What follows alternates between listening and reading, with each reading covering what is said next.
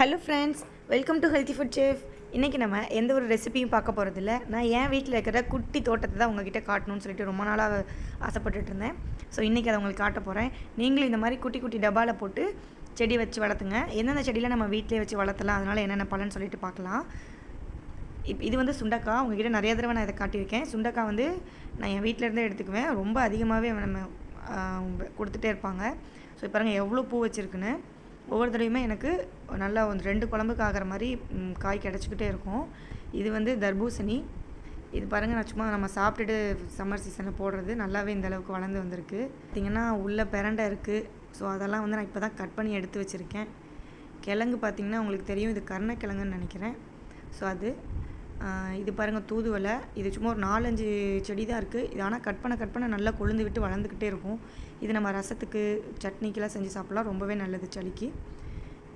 இந்த கிழங்கே பாருங்கள், நம்ம ஒரு கிழங்கு சின்னதாக உடச்சி வச்சிட்டோம்னா அங்கங்கே இருந்து நிறைய கிளவிட்டு வரும். இந்த ஒரு பக்கெட்குள்ளே கொஞ்சமாக ஒரு நம்ம 3/4 மண் போட்டு வச்சிட்டோம்னா போதும். நான் வந்து எப்பயுமே சமையலுக்கு யூஸ் பண்ணுற கழிவு ஆகட்டும், இல்லை பழத்தோட தோல், அரிசி கழனி பிடிக்கிறது, பருப்பு கழனி பிடிக்கிறது எல்லாத்தையுமே இதில் ஊற்றிடுவேன். தேங்காய் மட்டையை வச்சு காய்கறி இது கழிவு, வெஜிடபிள் வேஸ்ட்டு அதெல்லாம் நீங்கள் போட்டு தண்ணி ஊற்றுனீங்கன்னா நல்லாவே வளர்ந்து வரும். இது வந்து கரிசலாங்கண்ணி. நான் இந்த கரிசலாங்கண்ணி யூஸ் பண்ணி ஆயில் கூட ரீசெண்டாக ப்ரிப்பேர் பண்ணியிருப்பேன், வீடியோ போட்டிருப்பேன் பாருங்கள். பருப்பு கீரை ஆல்ரெடி நான் ஒரு தடவை கட் பண்ணிவிட்டேன், அது மறுபடியும் வளர்ந்து வருது. இது வந்து பூ பூக்கும் இல்லைங்களா, அந்த இது டெக்கரேஷனுக்கு. மிளகு தக்காளி இப்போ தான் கட் பண்ணி எடுத்து வச்சுருக்கேன். சட்னி செய்கிற அளவு கிடச்சிருக்கு. பாருங்கள், பிரண்டை நான் 2 பக்கெட்டில் தான் வச்சுருக்கேன். அதோட நுனி வந்து இவ்வளோ கிடச்சிருக்கு. பிரண்டை வந்து நமக்கு கடையில் கூட கிடைக்கிறதில்ல. ஸோ இது எலும்புக்கு, குழந்தைங்களுக்கு, பெண்களுக்கு ரொம்ப நல்லது. இதை நீங்கள் கண்டிப்பாக எங்கே கிடைச்சாலும் குட்டி குட்டியாக கட் பண்ணி வச்சிங்கனாவே போதும். அதுலேருந்து நிறைய துளிர் விட்டு இந்த மாதிரி நமக்கு கொழுந்தாக கிடைக்கும். மாதத்தில் 2-3 தடவை சாப்பிட்றலாம். பாருங்கள், இது வந்து தூதுவளை. செடியிலேருந்து நான் கட் பண்ணியிருக்கேன். எவ்வளோ நல்லா செழிப்பாக கிடச்சிருக்குன்னு. கண்டிப்பாக நீங்களும் இந்த மாதிரி வச்சிங்க அப்படின்னா நம்ம சளிக்கு வந்து அந்த தூதுவளை ரொம்ப நல்லது. துவையல் அரைச்சி சாப்பிட்லாம், ரொம்பவே டேஸ்ட்டாக இருக்கும். நான் வந்து எப்போயாவது காய்கறி இல்லை அப்படின்னா வந்து பார்த்தேன் அப்படின்னா என்ன இருக்கோ அதை வச்சு சட்னி ஏதாவது செய்கிறதுக்கு ரொம்பவே எனக்கு யூஸ்ஃபுல்லாக இருக்கும். ஏன்னா இது வந்து இந்த பச்சை பயிறுன்னு சொல்லுவோம் இல்லைங்களா, அது நல்லா வளர்ந்து வருது. இந்த மாதிரி நம்ம ஊற வச்சு கழுவி ஊற்றின தண்ணியிலேருந்து வந்தது. இது சளிக்காக வச்சது துணுத்தி பச்சை தலை. அந்த துணுத்தி பச்சையோட விதையை சப்ஜா சீட்னு சொல்லுவோம். அது எப்படி நம்ம எடுக்கிறதுன்னு சொல்லிட்டு ஒரு வீடியோ நான் போட்டிருந்தேன். ஸோ அதுவும் நமக்கு நல்லா யூஸ் ஆகுது. இது வந்து பூசணிக்காய் விதை போட்டது, இப்போ நல்லா வளர்ந்து வந்துட்டுருக்கு. இது துளசி, கருந்துளசி. இது சுண்டக்காய் செடி மறுபடியும் வளர்ந்து வருது. ஆல்ரெடி வந்து இப்போ பெரிய பப்பாளி மரம் இருந்து வெட்டிட்டேன். இது கூட பார்த்திங்கன்னா ஆப்போசிட் சைடில் முருங்கை மரம் வச்சு வளர்ந்துட்டுருக்கு. ஏகப்பட்ட முருங்கைக்காய் வச்சிட்ருக்கு. உங்களுக்கு பார்த்தாவே தெரியும். ஒரே ஒரு குச்சி தான் வச்சுருக்கேன். மருதாணி சின்னதாக ஒரு குச்சி உடச்சி வச்சேன். அது நிறைய டைம் யூஸ் பண்ணிவிட்டு இப்போ அது வளர்ந்து வருது. வாழை மரம் ஒன்று தான் இருக்குது. அதுவும் இப்போ நல்லா அழகாக வளர்ந்து வந்துட்டுருக்கு.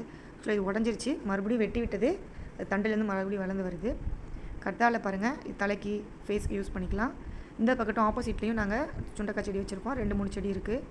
ஸோ இதுவே வந்து எனக்கு மாதத்தில் 2-3 தடவைக்கு மேலே நிறையா சுண்டக்காய் கிடைக்கும். இந்த மாதிரி பக்கெட்டில் நீங்கள் மண்ணை கொட்டி காய்கறிகள்லாம் போட்டு இந்த மாதிரி கிடைக்கிறத நட்டு வச்சிங்கனாவே போதும். 2-3 பக்கெட் இருந்தாவே போதும், அதில் நல்லாவே வளர்ந்து வரும். இது மட்டும் என்ன செடினே தெரில, உங்களுக்கு தெரிஞ்சிச்சுன்னா எனக்கு கமெண்ட் பண்ணுங்கள். பேரிச்சம்பழமா என்னென்னு எனக்கு சரியாக தெரியல. கருவேப்பிலை பாருங்கள், நம்ம வீட்டுக்கே தேவையானது போதும். எவ்வளோ செழிப்பாக வளர்ந்து வருதுன்னு. நான் வந்து விதை தான் இந்த பழம் கிடைக்கும் இல்லைங்களா, அதை போட்டேன். அது நல்லா வளர்ந்து வந்துருச்சு.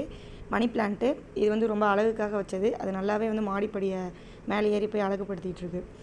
இது வந்து புடலங்காய். இது வந்து பார்த்திங்கன்னா இப்போ தான் பூ வைக்க ஆரம்பிச்சிருக்கு. இது வந்து ஆண் பூன்னு சொல்லுவாங்க. பெண் பூவுக்கு அடியில் வந்து காய் மாதிரி குட்டியாக இருக்கும். ஸோ அது இந்த மாதிரி தான் வந்து வளர்ந்து வந்துகிட்ருக்கு. கருவேப்பிலையை வந்து நீங்கள் நுனியை வந்து கட் பண்ணிடணும். அப்போ தான் அது வந்து நல்லா அடிப்பகுதி வந்து நல்லா தடிமனாக வந்து ஆகிட்டு கிளை விட்டு நல்லா வந்து வளர்ந்து வரும். 2-3 கிளைகள்.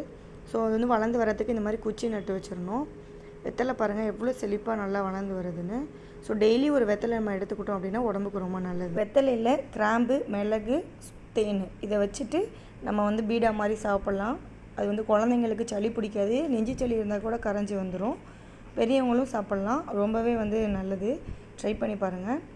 அவ்வளோதான். பாருங்கள், இந்த மாதிரி நான் இன்றைக்கி இதெல்லாம் வந்து நான் அறுவடை பண்ணேன். ஸோ இது வந்து எனக்கு ரொம்பவே ஹாப்பியான ஒரு இது தான். ஸோ நம்மளே வச்சு நம்மளே சமைச்சு சாப்பிட்றது வந்து ரொம்பவே நல்லாயிருக்கும். நீங்களும் ட்ரை பண்ணி பாருங்கள். இந்த மாதிரி கிடைக்கிறத நீங்கள் வச்சு வளர்த்தி என்ஜாய் பண்ணுங்கள். தேங்க்யூ.